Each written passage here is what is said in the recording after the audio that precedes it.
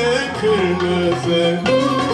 Gonca güle benzer yanakları kırmızı. Sen almazsan ben alırım aman o kızı. Sen almazsan ben alırım aman o kızı. İnme turna binme susuz aman göllere. Sen gidersen ben kalırım aman ellere. İnme turna binme susuz aman göllere. Sen gidersen ben kalırım aman ellere.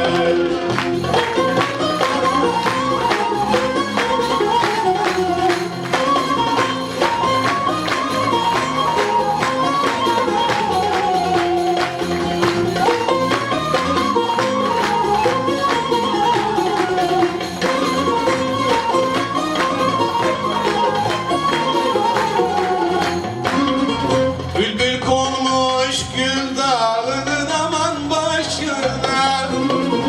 Bülbül konmuş gül dalının aman başına. Ağlaya ağlaya öter aman eşini. Ağlaya ağlaya öter aman eşini. Bana verdiğini verme aman eller başına.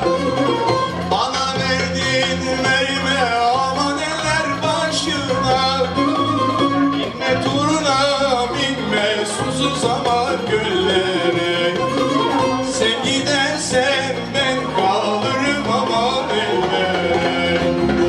Binme turuna binme susuz aman göllere. Sen gidersen ben kalırım aman ellere.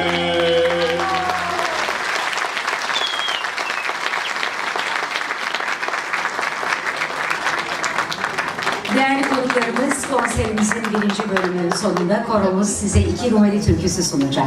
İlk olarak çok severek dinlediğiniz ve söylediğiniz bir Rumeli türküsünü solistimiz Necdet Saat'i seslendirecek.